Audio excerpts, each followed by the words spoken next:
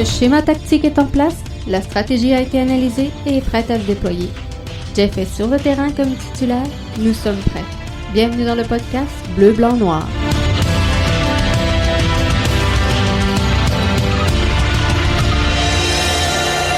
Bonsoir tout le monde et bienvenue au podcast BBN de ce vendredi. On est le 18 décembre 2020. Jeff Morancy qui s'installe donc avec vous dans le podcast BBN pour ce bilan fin de saison de l'Impact de Montréal. Olivier Renard, Thierry Henry et quelques joueurs donc de l'Impact de Montréal se joignaient aujourd'hui à plusieurs médias, question de présenter leur bilan de fin de saison. Et ce soir, on va regarder un petit peu dans le détail ce bilan-là et l'analyser avec vous. Et je veux avoir donc votre opinion. Comment est-ce que vous avez trouvé ce bilan-là? Comment est-ce que vous l'interprétez également? Et du même coup, j'aimerais savoir ça vous donne quoi comme impression? Dans quelle direction s'en va l'Impact de Montréal?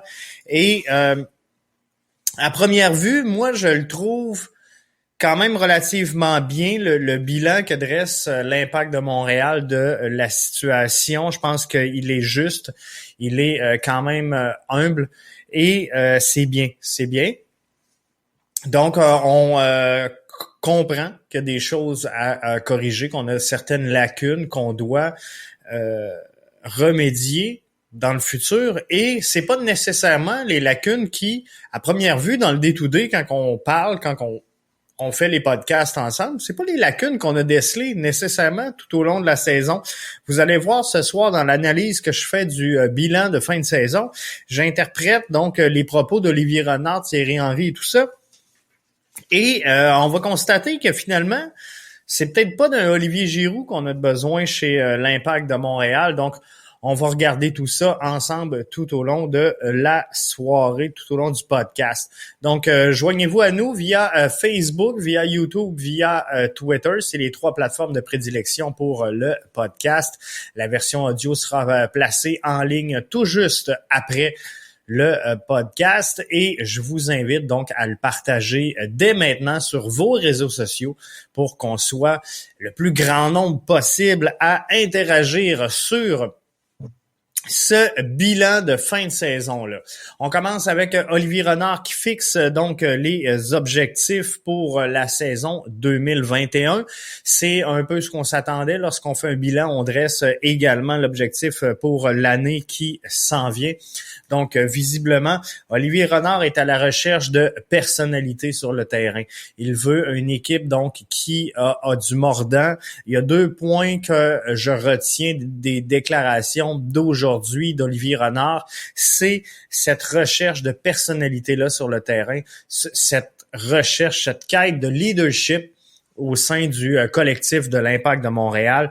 Donc, c'est sûr que c'est vers là qu'on s'en va et bien sûr s'améliorer. Ça, j'ai un peu de difficulté avec le terme, avec le concept de s'améliorer. Moi, j'aime quand c'est quantifié, quand on a un objectif bien précis et donc ajouter de la personnalité, ajouter du leadership et s'améliorer.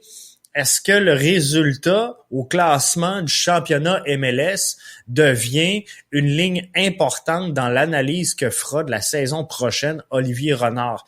Est-ce qu'on peut avoir reculé au classement de la MLS tout en ayant ajouté de la personnalité sur le terrain? Est-ce qu'on peut reculer en ajoutant du leadership? Et est-ce qu'on peut reculer en s'améliorant donc individuellement? C'est possible.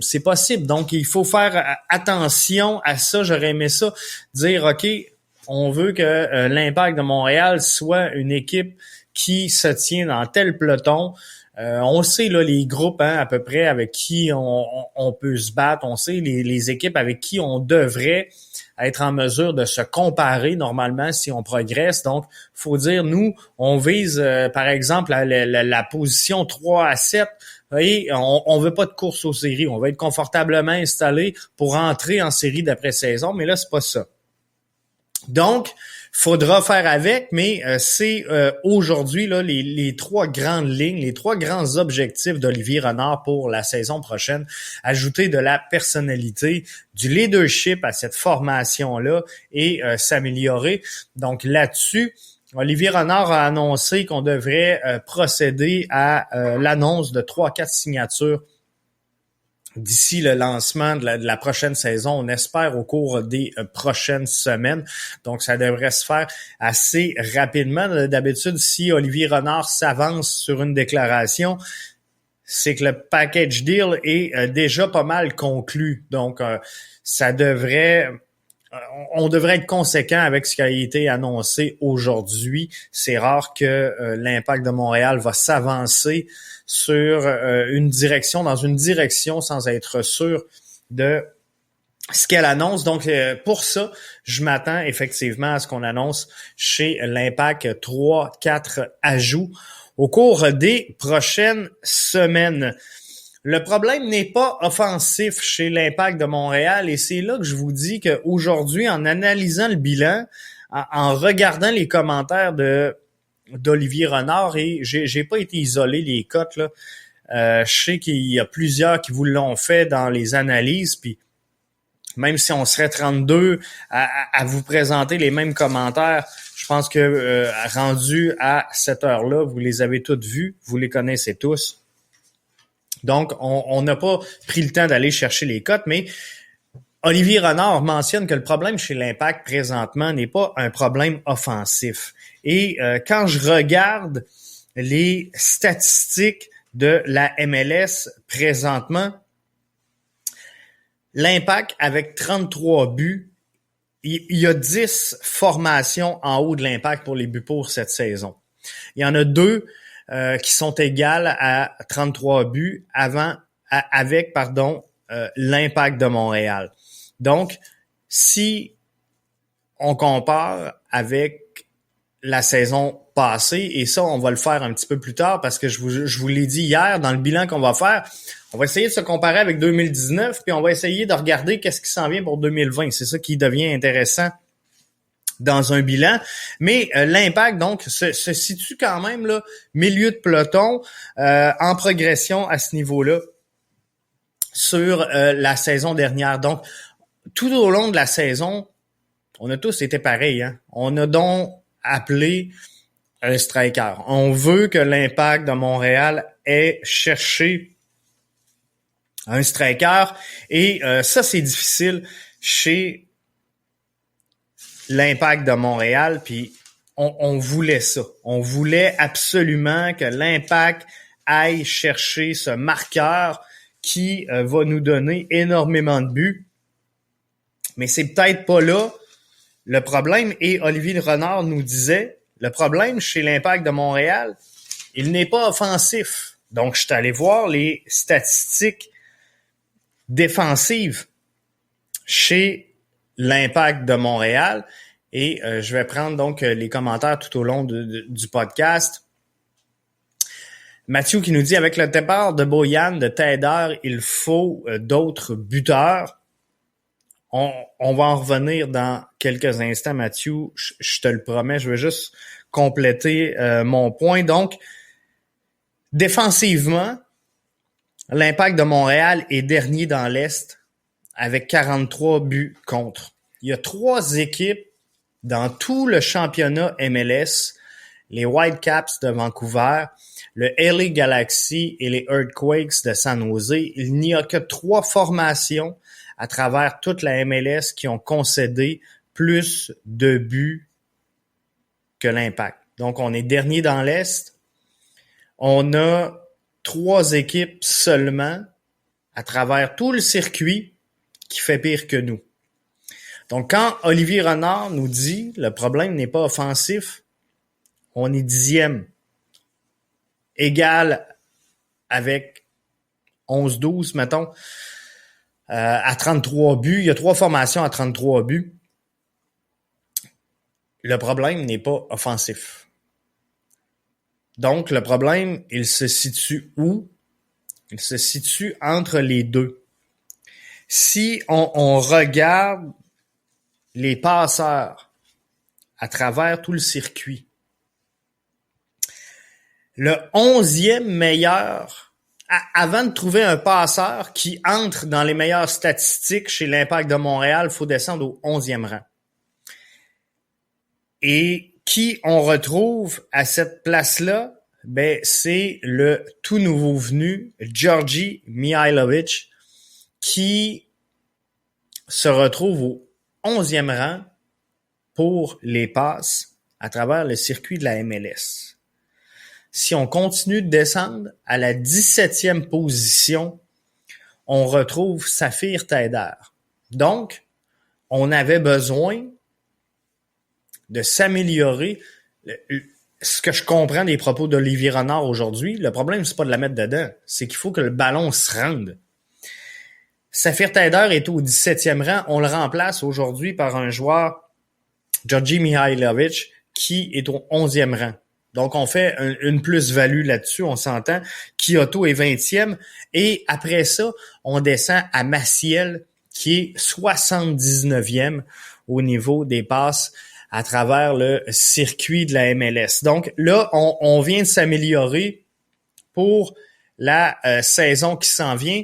Et ça, c'est une bonne chose. Si on compare maintenant, on prend le temps de comparer 2019 avec 2020 au niveau défensif,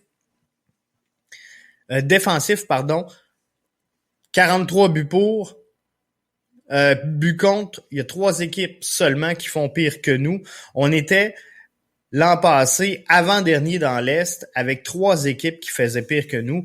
L'an passé, c'était FC Cincinnati, le Rapids du Colorado et le Sporting Kansas City qui faisaient pire que nous.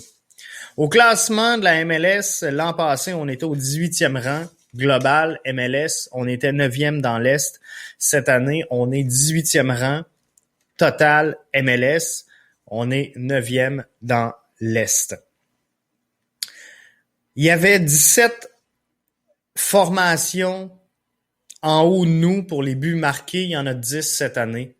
Donc, le seul point, si on regarde, d'amélioration de l'Impact de Montréal saison 2019 versus 2020, la seule place où on s'est amélioré, c'est offensivement. Donc, on a été en mesure de marquer plus de buts que la saison dernière et de finir meilleur au ranking. On était 17e l'an passé. Là, on termine 10e au niveau des buts pour. Donc ça, c'est une progression nette de l'Impact cette saison versus la saison dernière. Et si je regarde 2019 versus 2020 pour les joueurs qu'on avait, il faut regarder également la formation et les joueurs qu'on avait disponibles. Qu'est-ce qu'on avait avec nous comme effectif lors de cette saison-là et qu'on n'a pas cette année ou à tout le moins qu'on a modifié pour voir si on veut évaluer est-ce que l'Impact, oui, a progressé, est-ce qu'elle n'a pas progressé.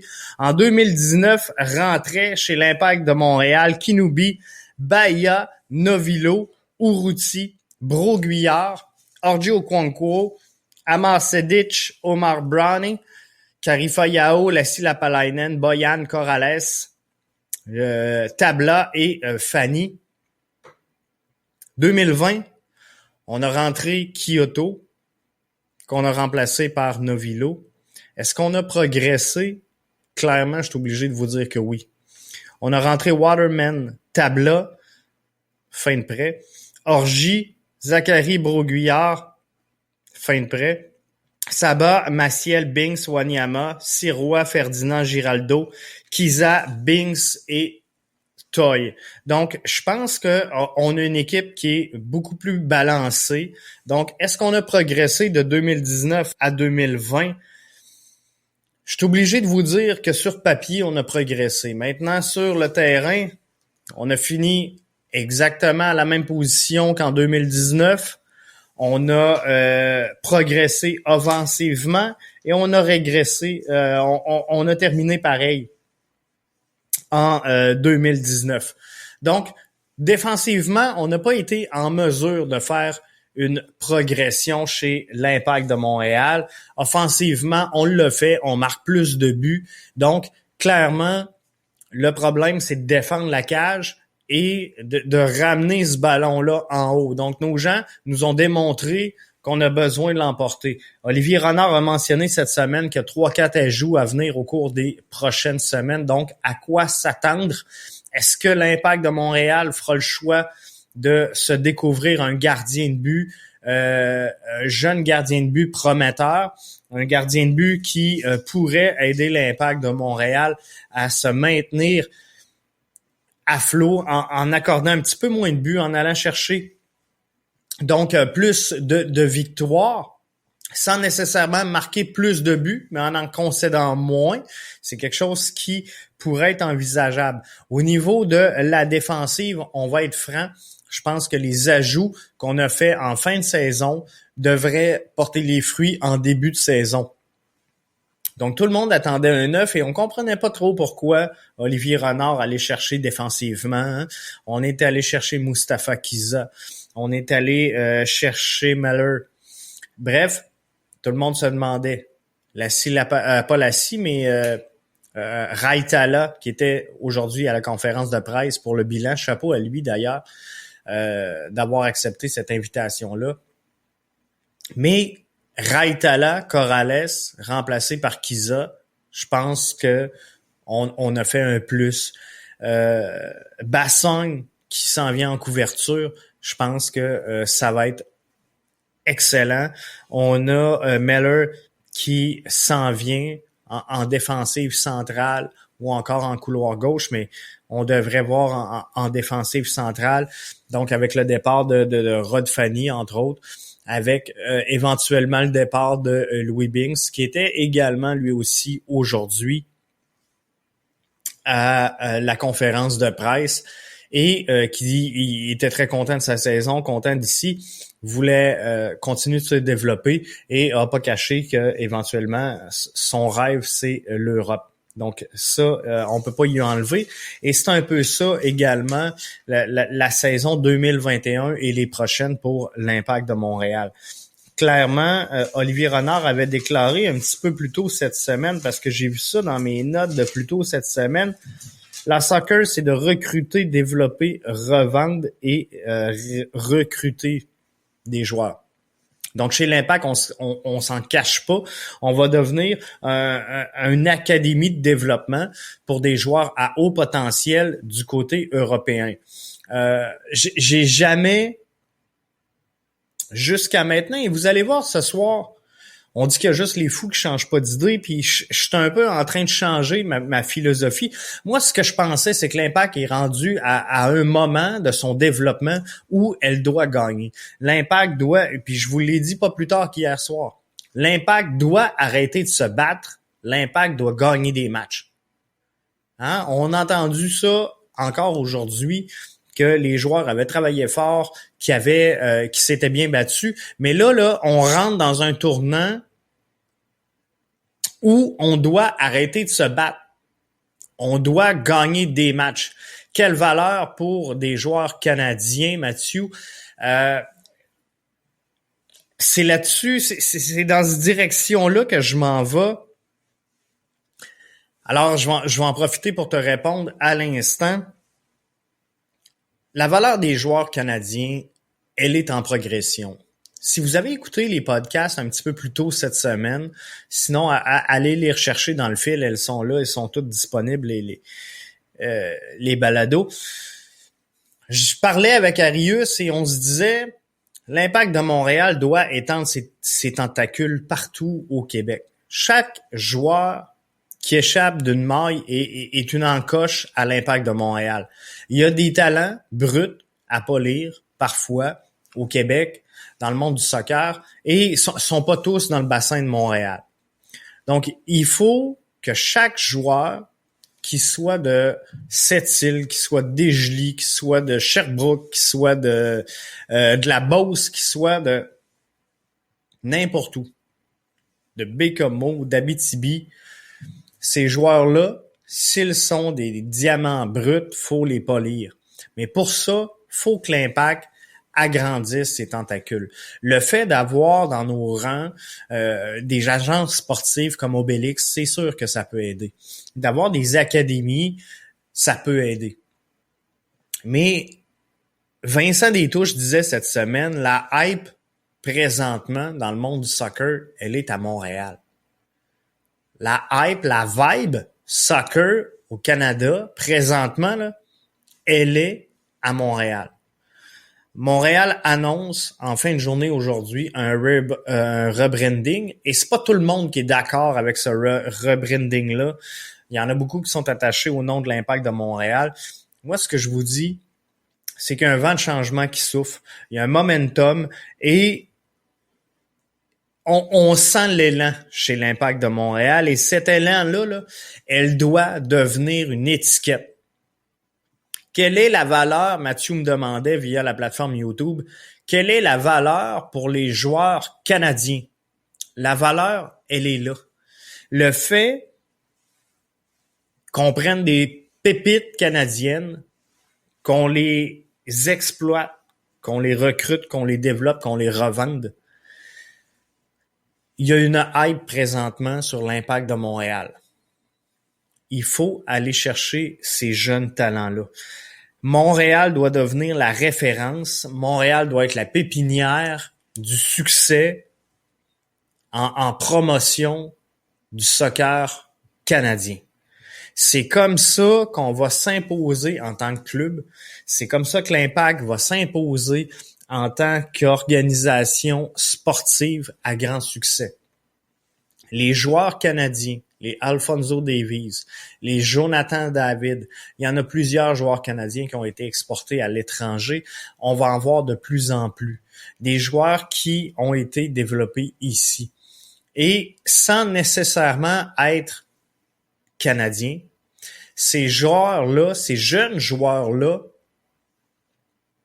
des Louis Binks qui vont s'en aller à Bologne, des Zachary Broguillard qui, je vous le dis, sera un des plus gros transferts à venir jusqu'à maintenant de l'Impact de Montréal.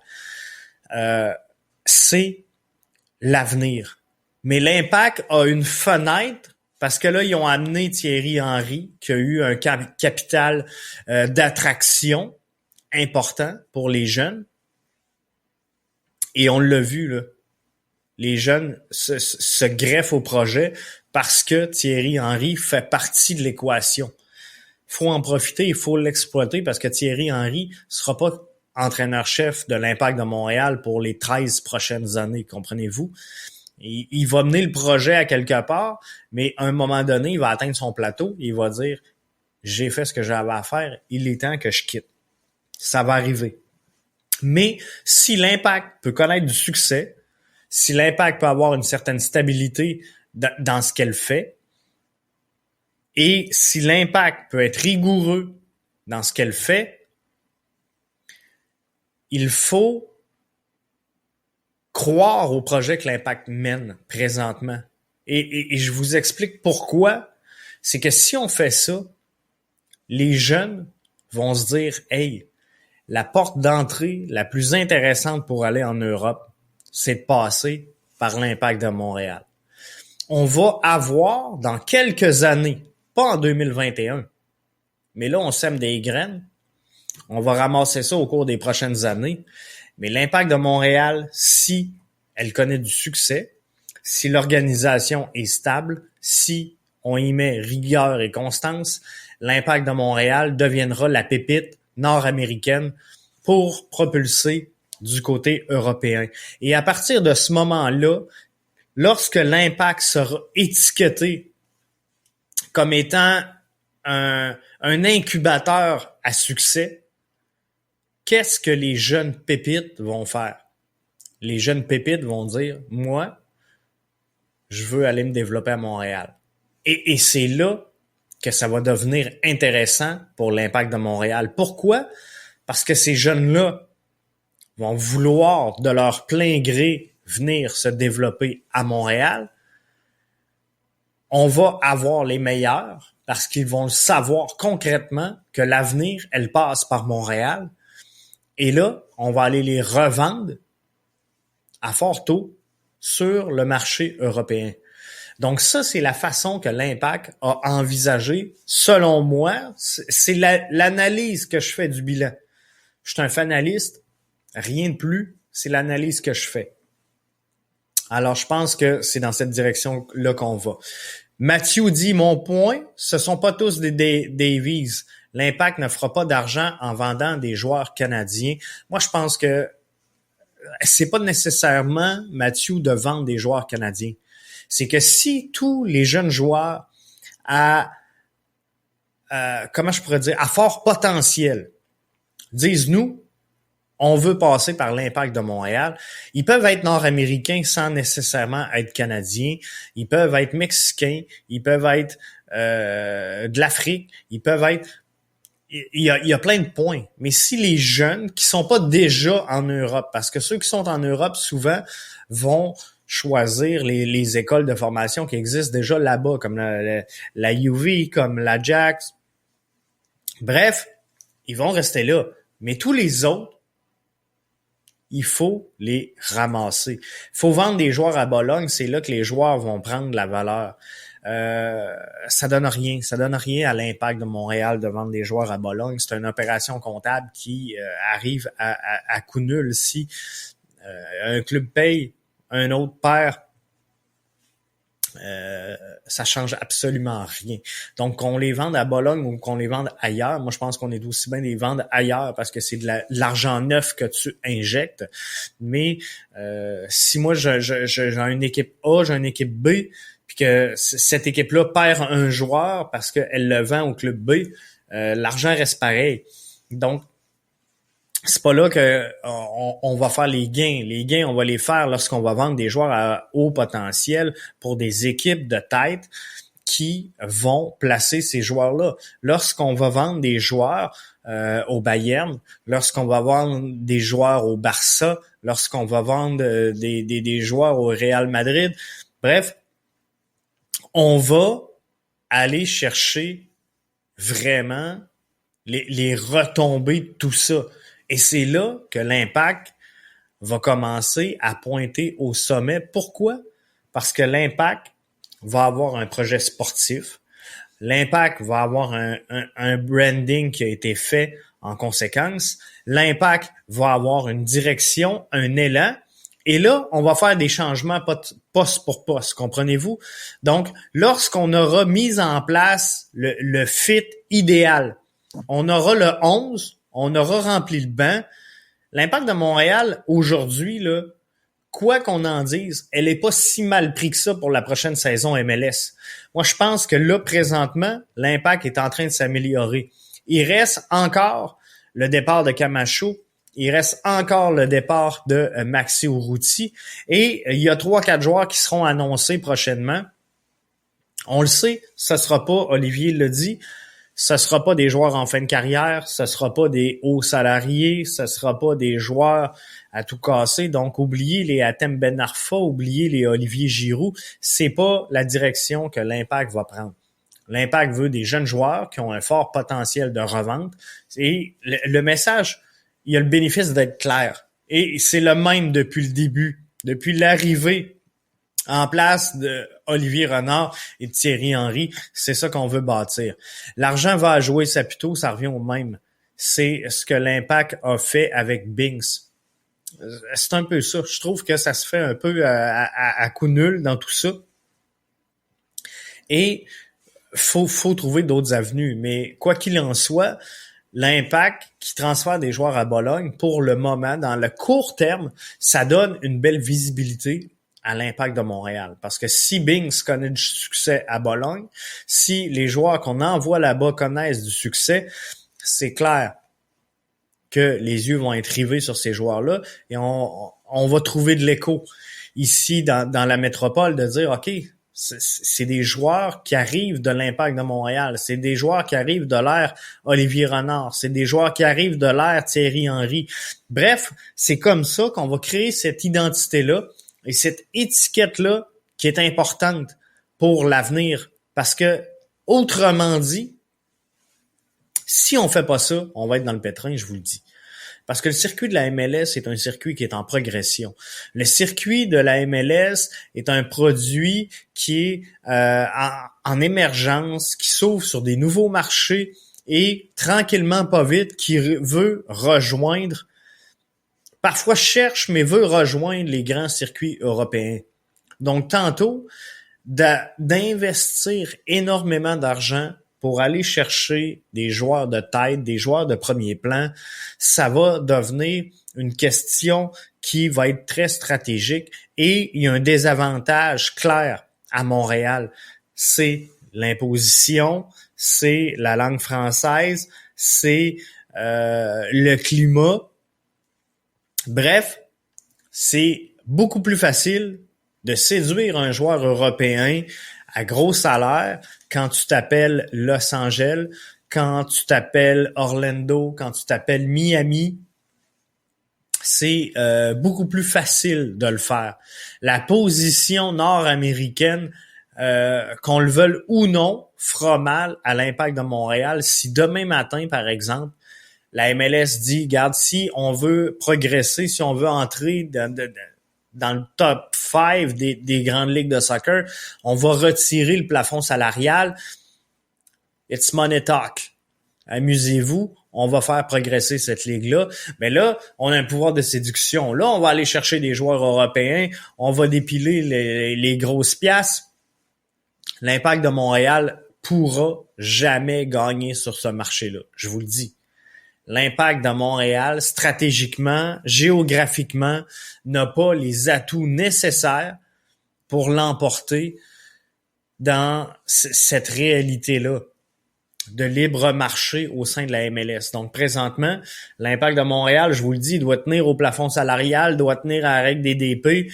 Le gamme, le TAM, on s'arrange avec ça, c'est bien parfait. Alors, ce qu'on va faire pour se démarquer au travers de ce melting pot-là qu'il y a présentement, où les autres formations vont aller chercher des joueurs établis en fin de carrière, ben nous, on va dire, regarde, on va faire tout le contraire. On va attirer les jeunes. Alors, on va être toujours une formation à l'avant-plan qui va vendre des joueurs à l'étranger, puis à un moment donné, là, le projet de se développer au soccer va passer par l'Impact de Montréal ou par le Montréal FC, ou qu'il soit jaune, qu'il soit mauve, qu'il soit orange. C'est notre équipe, c'est notre club, c'est eux autres qu'on aime, c'est eux autres qu'on supporte. On va en parler dans un autre podcast, mais c'est un peu donc le bilan que je dresse de la saison 2020-2021. Donc, si vous me demandez, Jeff, au moment où on se parle, est-ce que tu es confiant de ce que va nous apporter 2021? D'emblée, je vais vous dire oui.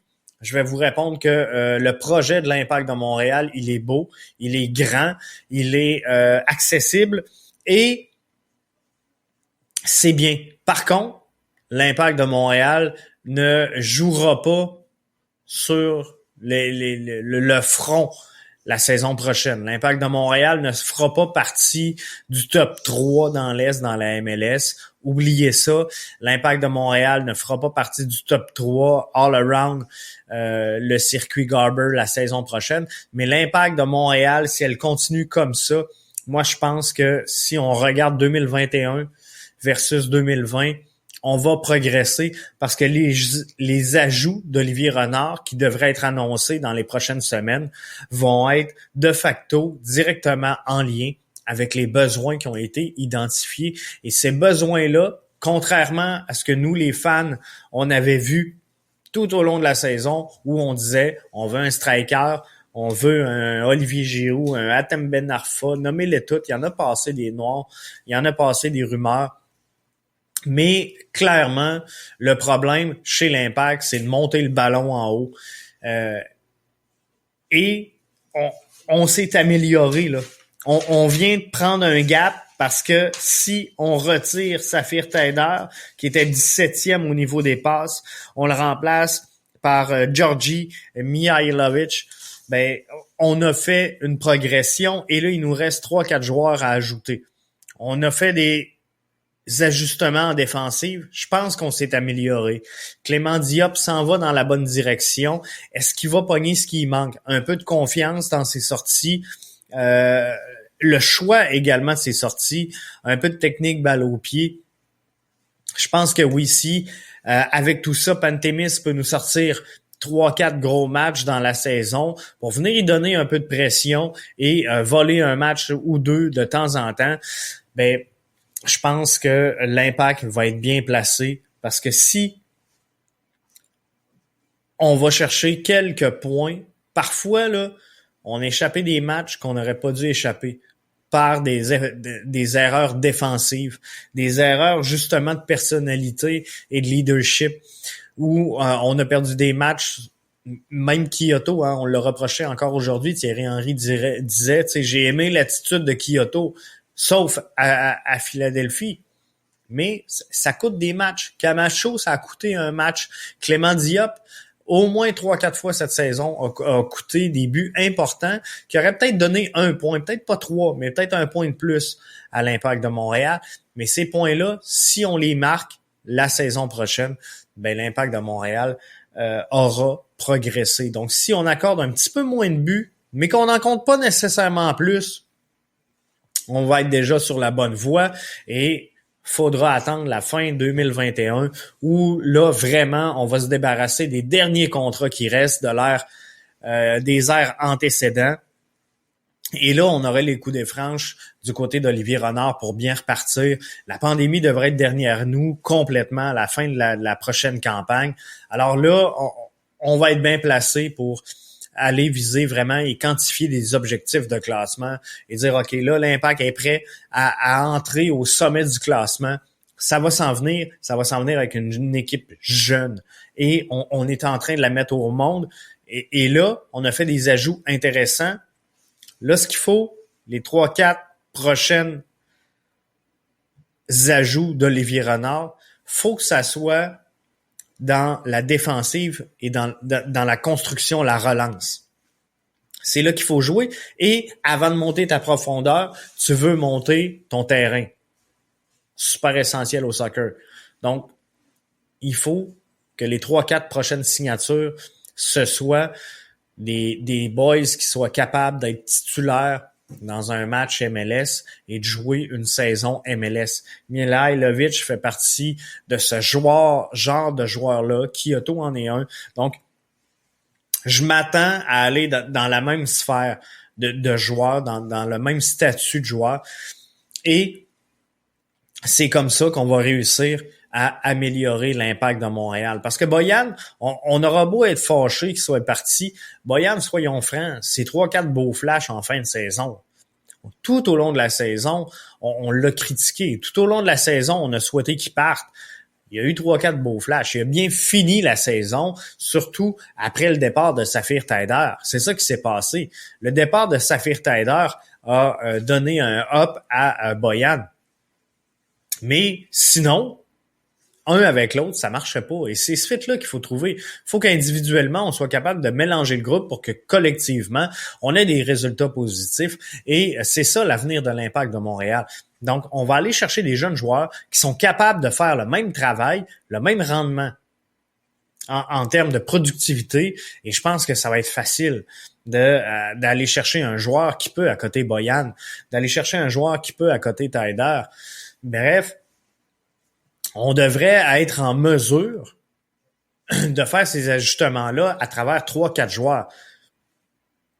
Le reste, ben ça va se passer dans les mains de Thierry Henry. Comment il va gérer son effectif, comment il va la diriger, comment il va la former également et la développer. Parce que la business, je termine avec ça, mais Olivier Renard l'a dit, la business au soccer, c'est vraiment d'aller recruter des joueurs, de développer ces joueurs-là, de les revendre et de prendre cet argent-là pour recruter des joueurs. Et le processus, ben, il est interminable et il recommence. Donc, on va se souhaiter une excellente saison 2020. Je vous remercie d'avoir été des nôtres pour la saison, une excellente saison 2021, pardon. Je vous remercie d'avoir été avec nous pour la saison 2020. Et le podcast, faites-vous-en pas, il poursuit. Même si l'impact s'est terminé, on sait que le branding s'en vient. On sait qu'il y a des annonces à faire sur 3-4 joueurs au cours des prochaines semaines. L'environnement de l'Impact de Montréal va bouger pareil. On va être là, on va vous suivre, on va jaser de l'Impact et de soccer en général à travers tout le Québec. Ça va être de toute beauté. Donc, restez là bien branchés, que vous soyez sur Facebook, sur YouTube, sur Twitter. Si vous avez aimé le contenu, je vous invite à le partager. Et on se retrouve, nous, lundi soir, 20h, pour une nouvelle édition de votre podcast BBN, propulsé, bien sûr, par BBN Media.